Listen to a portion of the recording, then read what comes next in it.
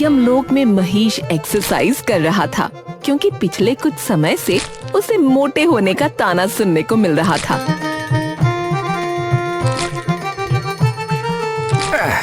19, 20, 21, 22।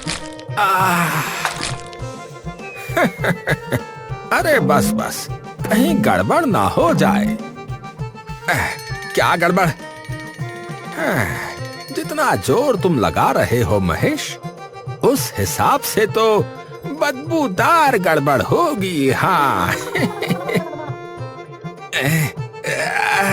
छी छी चित्रगुप्त जी, आपको कदापि शर्म नहीं आती है क्या, ऐसा भद्दा उपहास करते हुए? अरे अरे, उपहास नहीं कर रहा हूँ, मैं तो सत्य कह रहा हूँ। मुझे चिंता है तुम्हारी। हाँ, दिख रहा है कितनी चिंता है। जाइए जाइए, अपना कार्य कीजिए आप। क्या हुआ भाई, किस बात पर बहस चल रही है? देखिए ना महाराज, ये मेरे व्यायाम का उपहास बना रहे हैं। परंतु तुम व्यायाम कर किस लिए रहे हो? क्योंकि महाराज, जब मैं आपके साथ धरती लोक पर जाता हूँ तो वहां सब मुझे चिढ़ाते हैं, मोटा मोटा बोलते हैं। बताइए, इसलिए मैं ऋतिक रोशन बनना और उसके जैसी बॉडी बनाना चाहता हूँ। ऋतिक रोशन? अरे ये कौन सा असुर है? अरे ये असुर नहीं, सबका ससुर है। बहुत ही कामुक, बहुत ही हंसमुख। क्या? मेरा मतलब बहुत ही सुंदर, बहुत ही हैंडसम आदमी है। उसकी बॉडी बहुत अच्छी है महाराज। परंतु तुम कितना भी प्रयास कर लो, उसके जैसे नहीं बन पाओगे। उसने ऐसा शरीर प्राप्त करने के लिए अथाह मेहनत की है वत्स। ये सुनकर महिष को गुस्सा आ गया और उसने डंबल फेंकते हुए कहा, अरे आपने क्या मुझे ऐसा वैसा भैंसा समझ लिया क्या? मैं अगर अपनी पर आ जाऊं ना तो क्या ना करके दिखा दूं। और सुनिए, महिषी कहते हैं कहीं वहम में हो। महाराज, आपका महेश रील्स देखकर पगला चुका है। इसे धरती लोक की ऊट पटांग वस्तुएं मत दिखाया करिए।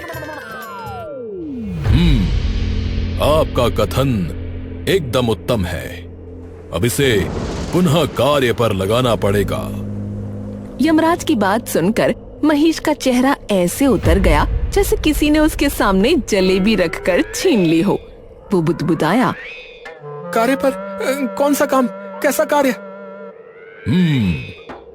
कूड़ा उठाने का कार्य। अरे गधे! महाराज, मैं गधा नहीं हूँ, भैंसा हूँ। तुम जो भी हो, कार्य वही जो सदियों से तुम्हारा है, आत्मा उठाना। क्या तुम भूल गए कि तुम मेरे वाहन हो? अरे महाराज, धरती लोक पर तो बहुत ठंड है आजकल। इतनी ठंड में आत्मा उठाने निकलना, ये तो अत्याचार है महाराज, ऐसा नहीं करो। अत्याचार? अरे मूर्ख, ये तुम्हारा कर्तव्य है। चलो तुरंत निकलो, सर्दियों में वर्कलोड ज्यादा होता है मूर्ख। नहीं नहीं, मैं अभी नहीं जाऊंगा, थोड़ा मौसम सुधर जाए फिर उसके बाद देखेंगे। यमराज ने गुस्से में पैर पटकते हुए कहा,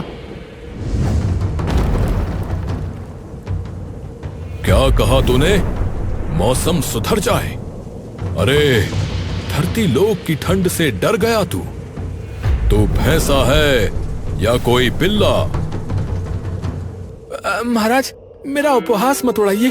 पिछली बार भी गया था, तब से मेरे खुरों में ठंडक जम गई है। अभी तो बैठते ही धुआं निकलता है। महाराज, लगता है अब इसे ऊनी मोजे दिलवाने पड़ेंगे। चलो महेश, अन्यथा तुम्हें दंड मिलेगा।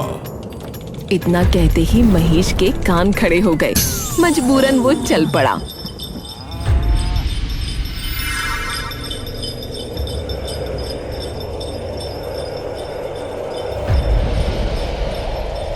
कुछ देर बाद दोनों धरती लोक की ओर उड़ते हुए उतरे।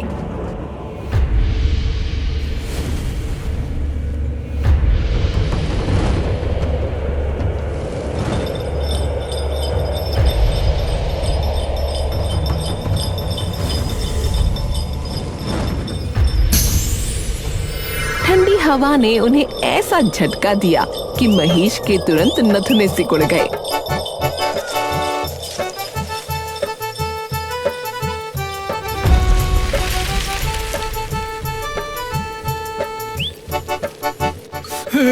हे प्रभु, यहाँ तो हवा में भी ठंड के कांटे लगे हैं। मेरे तो कान बर्फ बन गए। अब थोड़ा इधर ध्यान दो। हमें एक ही आत्मा लेनी है और उसका नाम है पुट्ठा। अरे अरे, ये कैसा नाम है पुट्ठा? ये भी क्या नाम है भाई? अरे तुम अपने कार्य पर ध्यान दो, नाम पर नहीं। नाम तो पता नहीं कैसे कैसे होते हैं लोगों के। दोनों पुट्ठा के गांव पहुंचे। चारों तरफ धुंध ऐसी थी कि कुछ दिखना मुश्किल था। घर के अंदर से धुआं उठ रहा था। पास जाकर देखा तो एक औरत अंगीठी सेंक रही थी। वही थी शर्मीली, पुट्ठा की पत्नी। सुनो स्त्री, यम है हम। अरे मैं हूँ शर्मीली, लेकिन शर्माती नहीं हूँ। कौन हो तुम दोनों? नौटंकी करती करती सीधा मेरे घर चले आए हो क्या? महाराज, लगता है ये हमें पहचान ही नहीं रही। अरे हम यमराज हैं, मृत्यु लोक के स्वामी। ओहो, और मैं हूँ इंद्राणी। चलो निकलो मेरे घर से, नहीं तो अभी झाड़ू मार के परलोक भेज दूंगी। इतना कहकर उसने झट से झाड़ू उठाई और दोनों को दरवाजे के बाहर खदेड़ दिया। यमराज और महेश बाहर आकर ऐसे खड़े हुए जैसे ठंड में दो कबूतर ठिठक गए हों। अरे महाराज, ये औरत तो बिजली जैसी है, बोलने से पहले ही वार कर देती है। तभी शर्मीली बाहर आती है और गरजते हुए कहती है, अरे ओ नकली बाबा, बिना बताए किसी के घर में घुसाना बदतमीजी की हद है। किससे मिलना था? तुम्हारे पति से। क्या बोला? तुम्हारा पति? ये कैसी बेहयाई की भाषा है? पहली बार किसी पराई औरत से बात कर रहे हो क्या? आपका पति, बोलो, समझे? महाराज, अब ये व्याकरण भी सिखा रही है। ये जैसा कह रही है वैसा ही कहो। जी जी जी, मैं आपके पति से मिलने आया हूँ। और तमीज से। देवी जी, अगर अवसर हो तो मैं आपके पति देव से भेंट कर सकता हूँ। नहीं, चलो फुटो यहाँ से। अरे, इतनी सभ्यता के बाद बात करने के बाद भी इतनी घनघोर बेइज्जती। इतनी ठंड में मुझे अंगीठी के पास से उठकर यहाँ आना पड़ा। जाओ, मैं कुछ नहीं बताती। चलो जाओ यहाँ से। शर्मीली ने जब झाड़ू उठाई ही थी कि यमराज ने भारी आवाज में कहा, अब बहुत हुआ। अगले ही पल आसमान में गड़गड़ाहट गूंजी। धरती कांप गई और पूरा आंगन काला धुआं बनकर भर गया। शर्मीली के सामने वही रौद्र रूप, विशाल शरीर, चमकता मुकुट, गरजता स्वर और पीछे खड़ा कांपता हुआ महिष। आप सच में यमराज हैं? हाँ देवी, अब भरोसा हो गया। हाँ, बिल्कुल, माफ कर दो यमराज जी। अब महाराज जी, गलती हो गई। झाड़ू तो बस आदतन उठा ली थी। आदतन? अरे, लगता है रोज किसी ना किसी की पिटाई करती होगी। तेरी जबान फिर चली तो झाड़ू यमलोक तक पहुंचा दूंगी। यमराज ने माहौल शांत किया। उन्होंने भारी आवाज में कहा, ठीक है देवी, बताइए कि आपके पतिदेव श्रीमान पुट्ठा जी कहाँ हैं? हम उसी की आत्मा लेने आए हैं।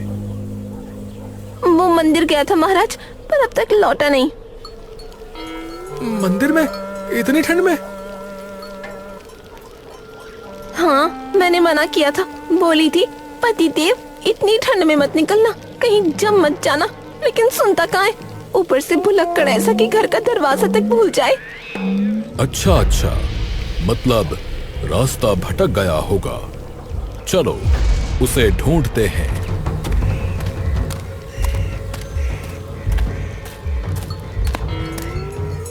महाराज आप जाइए, मैं यही रहूंगा। अंदर थोड़ी गर्मी है, थोड़ा थोड़ा सेक लूं।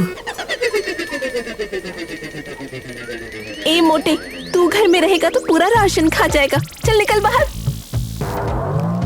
देखो महाराज, इसने तो मेहमानदारी की भी वाट लगा दी। महेश, बाहर आओ।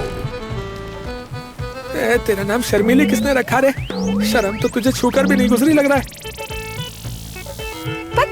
चल अब चुपचाप चल। तीनों निकल पड़े। यमराज, उनका कांपता हुआ भैंसा महेश और आगे आगे बड़बड़ाती शर्मीली। कभी गली में, कभी तालाब के किनारे।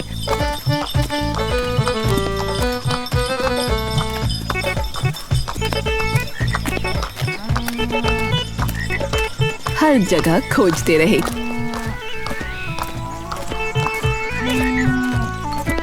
महाराज, ये बुढ़ा कहीं बर्फ के गोले में तो नहीं बदल गया? मुंह बंद रख। मेरे पुट्ठा को कुछ हुआ तो तुझे ही दोष दूंगी। हाँ, दोष देना आसान है, ठंड में चलना मुश्किल। उसी वक्त मोहल्ले के कुछ लोग वहाँ से गुजरे।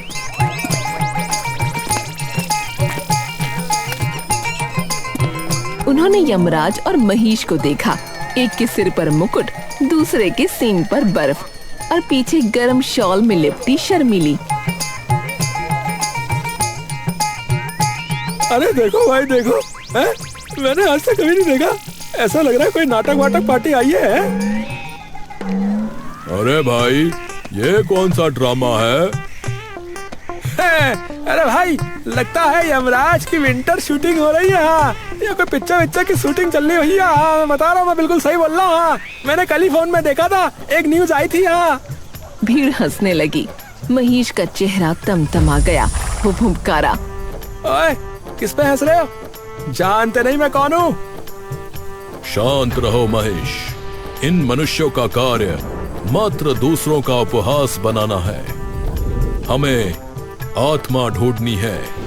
चुपचाप चलो। हाँ, पर इनकी हंसी सुनकर मेरे कान जम रहे हैं। तभी अचानक भीड़ में एक आदमी आगे बढ़ा।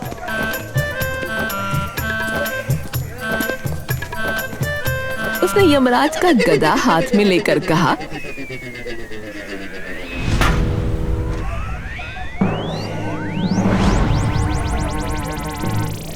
अरे वाह भाई वाह, प्रॉप्स भी बिल्कुल असली जैसे हैं।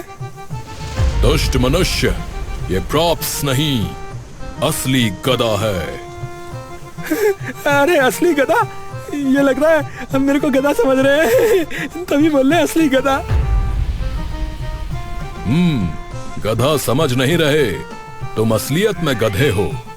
अगर ये गदा हमने चला दी तो तुम्हें स्वर्ग लोक नजर आ जाएगा। क्या कहा? चलो फिर हमें भी मारो मारो मारो। यम है हम। यम? अरे यम यम यम, ये अंग्रेजी वाला यम यम तो नहीं है? हे प्रभु, धरती के लोग अब डरते तक नहीं, बस ठाके लगाते रहते हैं। ये बिल्कुल मूर्ख है, जब देखो कहीं भी हंसते रहते हैं। अरे चलो यहाँ से, इन बेरोजगारों के पास और कोई काम थोड़े ही है। हाँ, और तेरा वो भुलक्कड़ पुट्ठा तो बड़ा कमाऊ पूत है। आज न जाने किसी और के घर जा घुसा हो। वो लोग उनकी बातें इग्नोर करते हुए आगे बढ़े।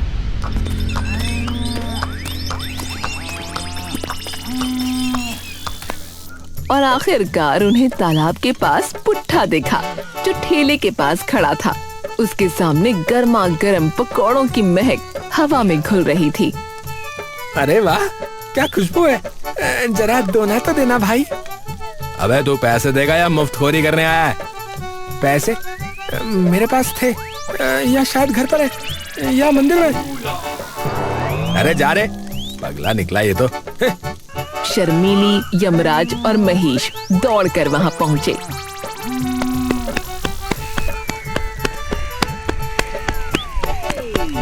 पुट्ठा ठेले के चारों ओर घूमते हुए पूछ रहा था,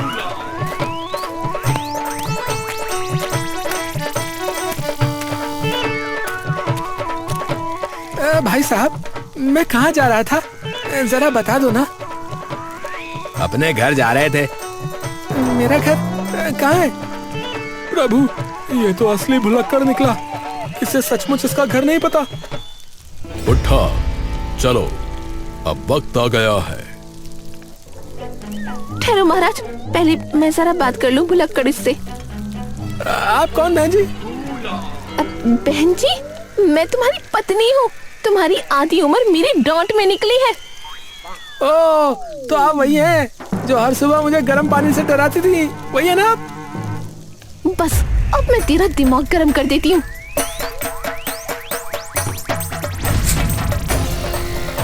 पुट्ठा इधर उधर भागने लगा।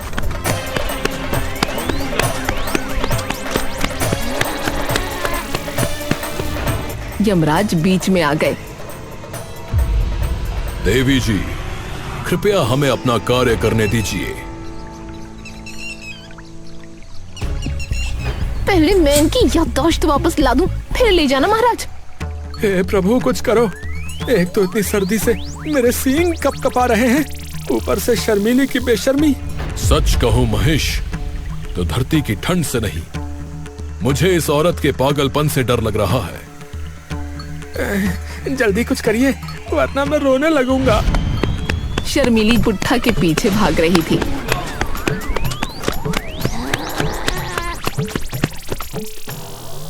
और यमराज माथा पकड़कर बोल रहे थे, कभी कभी धरती पर आकर लगता है कि असली यम तो ये घर की औरतें हैं। आदमी मौत से डरे न डरे, परंतु अपनी बीवी से अवश्य डरेगा। अरे भैंसे भैया और डरावने बाबा जी, मुझे इस महिला से बचा लीजिए। आपने सही कहा था प्रभु, आदमी मौत से नहीं, बीवी से डरता है। शर्मीली हाथ में झाड़ू लेकर पुट्ठा पर टूटी जा रही थी और बेचारा पुट्ठा अपनी धोती संभालते हुए भाग रहा था।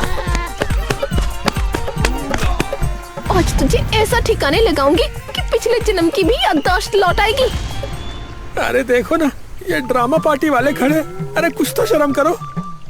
शर्म मेरे नाम में ही है, पर तू जैसे भुलक्कड़ के साथ रह के उड़ गई है। देवी, कृपया शांति बनाए रखिए। आप हटिए महाराज, पहले इसका इलाज जरूरी है, फिर आत्मा का हिसाब करिएगा। हे प्रभु, इसे रोकिए ना, वरना मैं मरने से पहले ही मर जाऊंगा। महेश, कुछ करो। प्रभु, ठंड में कुछ सोच नहीं पा रहा, फिर भी कोशिश करता हूँ, प्रयास करता हूँ। अरे देवी जी, आप शांत हो जाइए। पतिदेव तो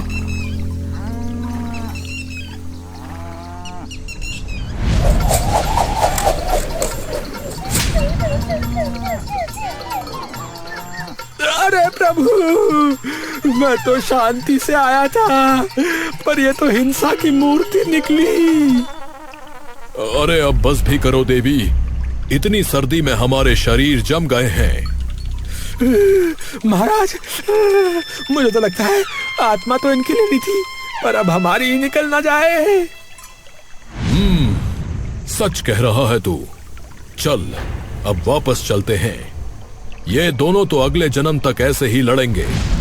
सोचा था 2 मिनट का कार्य होगा, परंतु यहां तो 2 घंटे हो गए।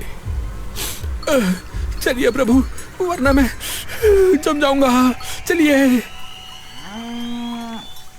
दोनों पलटकर जाने ही वाले थे कि शर्मीली चिल्लाई, अरे ऐसे कैसे जा रहे हैं आप, मेरे पुट्ठा को लिए बिना? देवी, इसका समय निकल गया और आप इसे पीटती ही रहीं। अब इसकी मृत्यु का समय आगे बढ़ाना पड़ेगा। अच्छा, मतलब अब ये थोड़े दिन और जिएगा? हाँ, अब जब तक अगला आदेश ना आ जाए, यह आपके साथ रहेगा। शर्मीली हंसी और बोली, सच कहूँ प्रभु, मैंने आपको आते हुए देख लिया था, इसलिए मैंने और पुट्ठा ने ये पूरा नाटक रचा ताकि आप इन्हें न ले जाएं। इन्हें भगा दिया और आपको डरा दिया। क्या मतलब ये सब मात्र अभिनय था? हाँ प्रभु, ठंड में मैं अपने आदमी को कैसे जाने देती।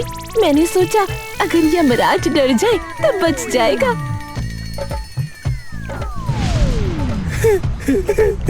प्रभु, धरती की औरतें तो यमलोक को भी मात दे सकती है, मुझे लग रहा है अब। सही कहा। अब समझ आया, पुरुष शीघ्र क्यों मर जाते हैं। अरे नहीं महाराज, मरते नहीं, बस बीवियों से डर के जीते हैं। और कुछ तो मर के भी नहीं बचते।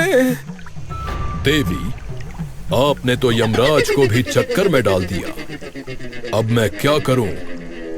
चलो महेश, यहाँ से निकलते ही भूल जाओ कि हम कब आए थे। प्रभु, मैं तो पहले ही भूल गया था, अब आप ही याद रखिएगा। नहीं नहीं, मुझे भी याद रखना चाहिए। पर अरे, मुझे भी याद नहीं आ रहा कि किस बात की याद रखनी है। अरे हाँ, मुझे भी लगता है सर्दी लग रही है। दोनों जैसे तैसे ठंडी हवा में कांपते हुए यमलोक की ओर लौटने लगे।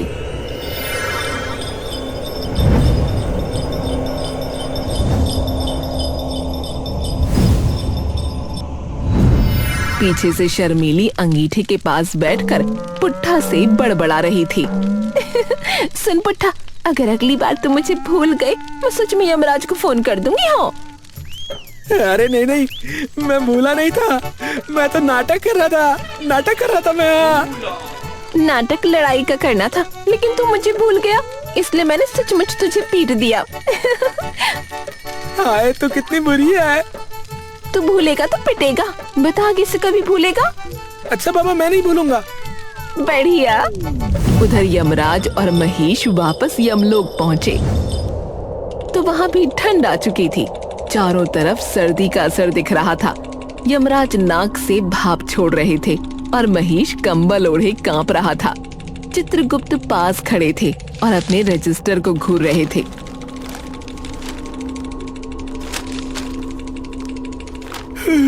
हे प्रभु, प्रभु, यहाँ भी ठंड आ गई, पर धरती से तो कम ही है।